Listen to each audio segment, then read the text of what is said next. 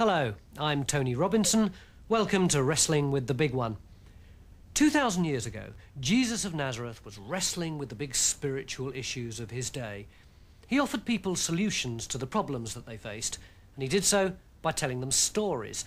Over the next few weeks, we're going to be looking at some of those stories. You haven't seen my 501s, have you? Blakey? No, I know I left them in here, and you're sitting on them. I'm not sitting on them. Will you push off, please? I'm doing a TV show. Hello. Look, will you get off my trousers? I'm not on your trousers. Ups a daisy. Thank you. Well, no, thank you, Blakey. What's it about, then?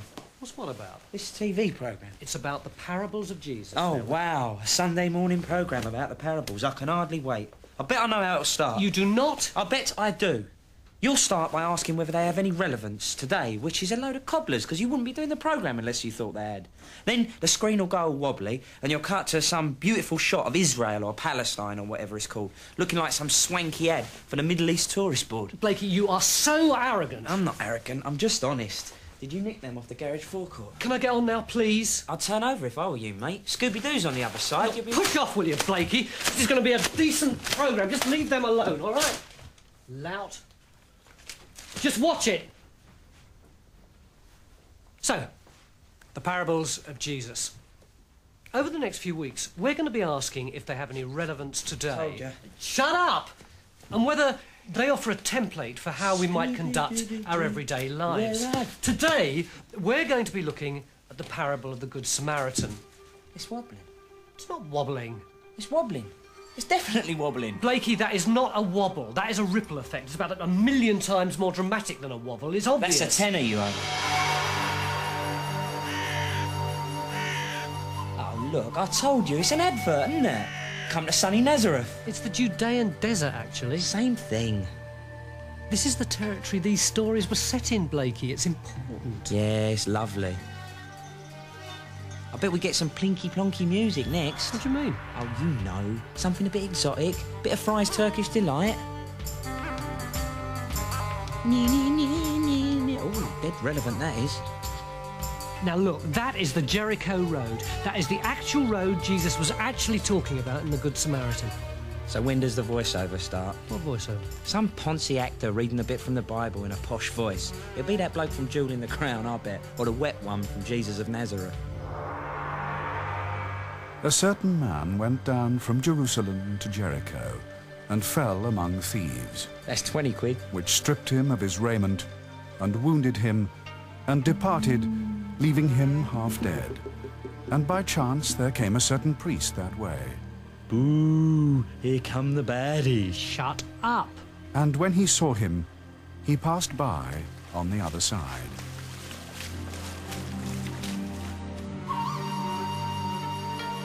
And likewise a Levite, when he was at the place, came and looked at him and passed by on the other side.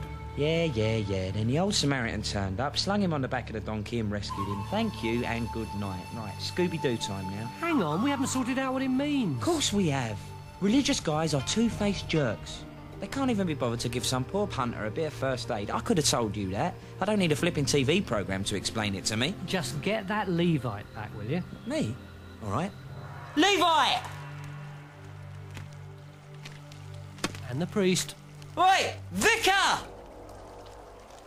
Now, let's have a look at you. How did I get here? It's my show, I can do what I like. You should wear a dress more often. Right then, ask me why I did it. Did what? Walk by on the other side. All right, why? Because I'd have been breaking the holy law if I hadn't. I'm a priest, right? And all my religious books tell me that God says I've got to keep clean. So if I'd touched that bloke and he'd been dead, my God would have been furious with me and I'd have probably got the sack. How about you? Me? Yeah, why didn't you give him the kiss of life or something? Well, same as you, really. Oh, come on, Blakey, that's pathetic. Use your imagination. You're the local vicar, so why didn't you help the geezer? Oh, right.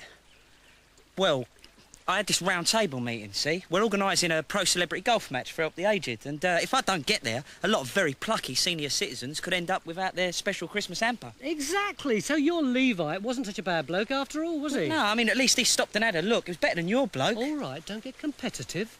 Can I get up now? Oh, you haven't been rescued yet. Lie down and keep bleeding. So we're not villains? No, we were just doing what we thought was right, like everybody does. But a certain Samaritan, as he journeyed, came where That bloke's he... really getting on my nerves. It's all right, we're finished. Really? Yeah, you can go home now. Thanks. Super. Great working with you. Oh, here it comes.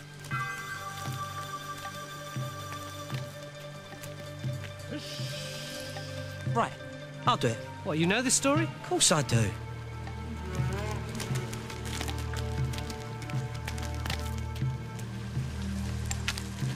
Now, the thing is, the Jews and the Samaritans really hated each other. I mean, the Jews thought the Samaritans were the utter dregs, right? They smashed up each other's temples, they had race riots, there were muggings... How do you know all this stuff? Are you saying I'm thick? No? Well, all right then. So, the Samaritan went straight over to the bloke on the deck.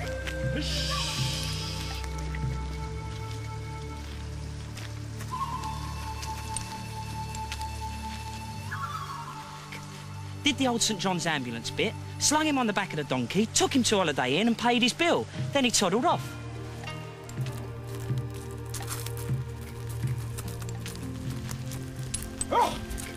And the thing is, he was the last sort of bloke you'd expect to do that sort of thing. I mean, if we're told the story nowadays, he'd be someone who people are always slagging off, like a Bangladeshi shopkeeper. No. A homosexual Bangladeshi shopkeeper. Who's a part-time traffic warden. Yeah, a homosexual Bangladeshi shopkeeper who's a part-time traffic warden and plays rave music till 4 o'clock every morning. You're really prejudiced, aren't you? Yeah, but I'm working on it.